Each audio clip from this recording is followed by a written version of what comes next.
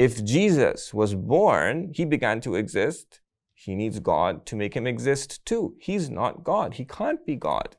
The Big Bang shows that the universe began to exist, and Bill Craig uses that to argue for the existence of God. He calls his argument the Kalam Cosmological Argument because he takes it from the science of Kalam, which is the Muslim science of theology. But his argument isn't the same as the argument of the Mutakallimun.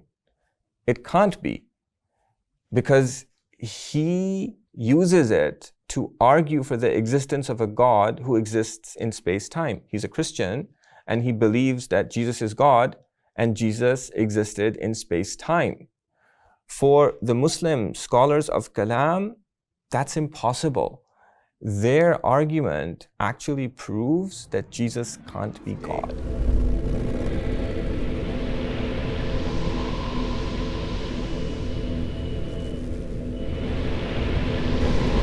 This is God's cosmos.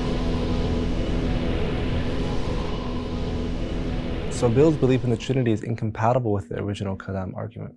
Yes, and this is where he goes wrong. Bill says that if the universe began to exist, then something must have made it exist because, he says, something can't come from nothing. We talked about this in the previous episode. He says that when we look at the universe, we see things coming from other things. We see an oak tree coming from an acorn. We see a chicken coming from an egg. Things always come from other things.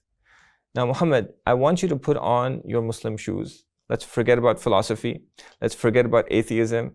You're just a Muslim child who understands the Quran, and the Quran mixes with the way that he thinks. What do you think a Muslim child will say if he hears that the tree comes from the acorn, that the chicken comes into existence because of the egg? What will he say? He'd say no, the acorn did not make the oak tree. God did. And the same thing for everything else in the universe. God directly makes everything in the universe happen. Exactly. There's a name for that. That's actually an argument. It's called the argument from contingency. I like to call it the Qur'anic argument from contingency because the argument from contingency is used by other philosophers. Bill uses it too, but it's not the same as the argument from contingency that the Muslims use. Let me explain it to you in a very simple way. Imagine that I'm standing and suddenly I'm unable to stand. So I lean back against somebody who's standing behind me. But the person behind me is also unable to stand. So he leans back on the person behind him. And it continues, person after person. And you see this line beginning with me, and it's a really, really, really long line. It goes past the horizon. You can't see the end of the line. We're all leaning on each other. We're not lying flat on the ground. What will you conclude? That at the end of the line, there is someone or something, maybe even a mountain, that's holding everything up, but isn't being held up by something else. Yes, because if there was nothing in the line that's holding everything else up, but not being held up itself, then no one would have anything to lean on. No one would have anything to support it. Now, let's look at the beginning of the universe. The universe began to exist, and that shows that it's contingent. What that means is that it needs something else to make it exist, because if it didn't exist and it began to exist, existence isn't intrinsic to it. So if it exists, something gave it its existence. So in this sense, it leans on something else for its existence. Now, look at the example of the line that I just gave you. The thing that the universe is leaning on, it can't lean on something else and lean on something else ad infinitum, because then there would be nothing real that would be making anything exist. Nothing would exist. Everything would be lying on the floor if we use the metaphor of the line. So in order for the contingent universe to exist, it needs to depend on, it needs to have been made to exist by something to which existence is intrinsic. Something that exists but doesn't need anything to make it exist. It needs the necessary being. Exactly. We've done this argument many times in our own Kalam classes, and it's everywhere in the Muslim scholarly tradition because it's everywhere in the Quran. If you open up any classical tafsir, Baydawi for example, or any other tafsir, you go to the first verse of the Quran, Bismillahir Rahmanir Rahim. You look at the word Allah, the first time it appears in the Quran, they'll all give the same definition of the word Allah. What will they say? They'll say the word Allah is a proper name for al-Dhat al-Wajib al-Wujud, for the being that exists necessarily, for the necessary being. And they'll say that this necessary being deserves all praise. Why will they say that it deserves all praise? Because everything else in the universe that happens that we would praise God for is dependent on God because it's contingent. The argument from contingency is a basic argument that all Muslims used to know. It's everywhere in the Quran. It's part of our tawheed. Allah subhanahu wa ta'ala says in a verse, He says, إِنَّ اللَّهَ يُمْسِكُ السَّمَاوَاتِ وَالْأَرْضَ أَن تَزُولَ. That means that Allah subhanahu wa ta'ala keeps the heavens and the earth in existence lest they disappear. This is exactly the contingency argument, and there's dozens of other verses like it. The necessary being, that is the conclusion of the Kalam argument. But that's not the conclusion of Bill's argument. So are you saying that Bill's argument doesn't prove the existence of a necessary being? No, it doesn't. Because he doesn't say that the reason why the universe needs God is because it's contingent. He says the reason why the universe needs God is because something can't come from nothing. He doesn't base his argument from contingency. And you can only get to a necessary being if you base your argument on contingency. So you can see that in the way that Bill develops his argument. Bill says that the Big Bang is the beginning of things that exist in space-time, of everything that exists in space-time. Therefore, he says that the one who created the universe, made it happen, caused the Big Bang, he says has to be timeless, has to be spaceless, has to be changeless. But that puts him in a problem because he's a Christian and he believes that Jesus is God and Jesus existed in space-time. Jesus changed. So what does Bill do? He develops the argument to show that after God created the universe, he enters into time and becomes subject to change. He needs to do that in order to reconcile his belief in the divinity of Jesus with the conclusion of the Kalam Cosmological Argument. So Bill is arguing for the existence of a contingent being. He calls it God, but it's contingent.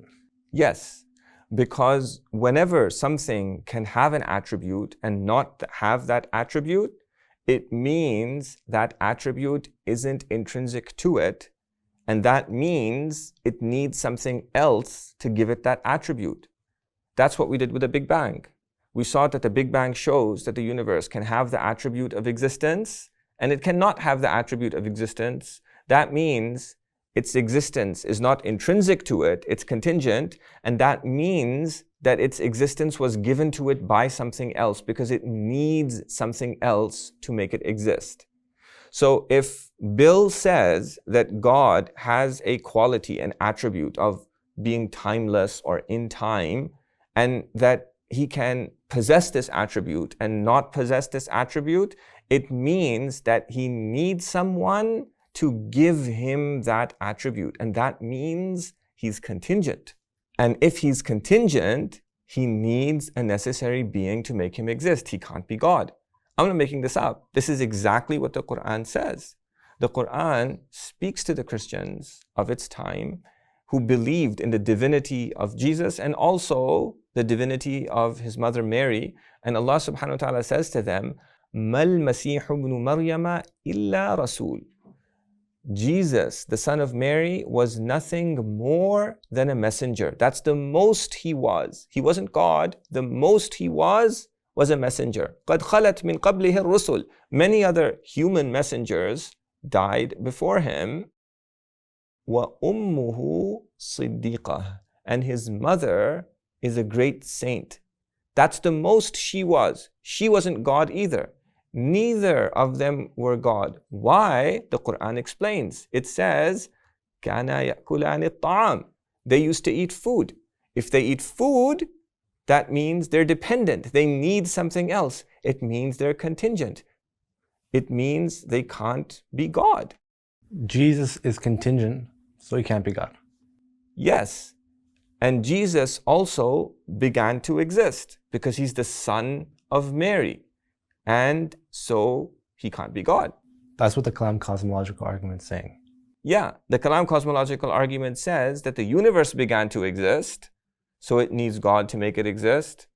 If Jesus was born, he began to exist, he needs God to make him exist too. He's not God. He can't be God.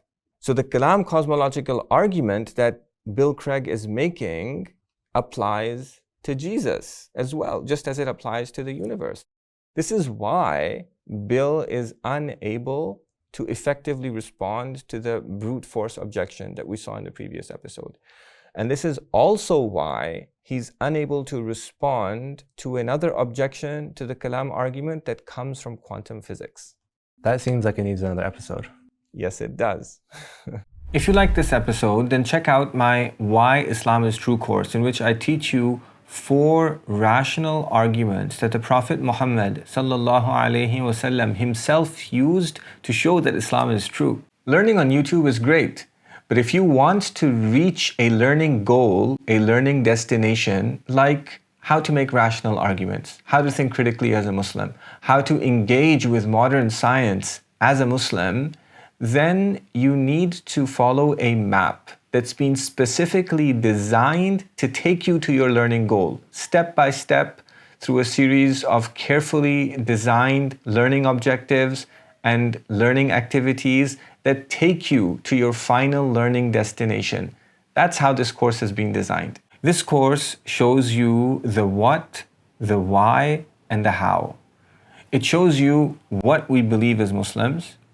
It shows you why those beliefs are based on evidence and 100% true based on Qur'anic rational arguments. And it shows you how to use those arguments to address common objections against Islam by atheists and others on topics such as evolution, the problem of evil, the age of Aisha, and much more.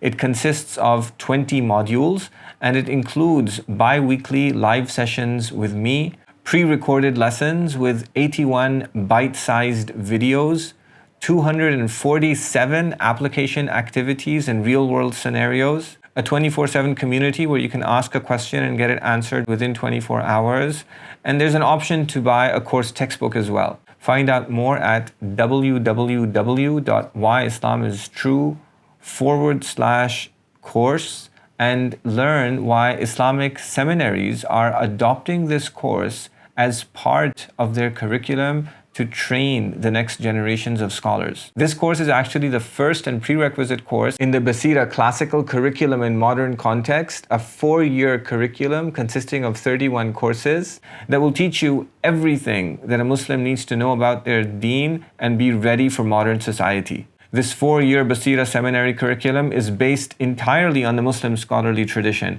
but it teaches you how to apply that tradition to the world in which we live, and it's taught completely in English. Why Islam is True is the first course in that 31-course curriculum. Check it out at www.whyislamistrue.com/course.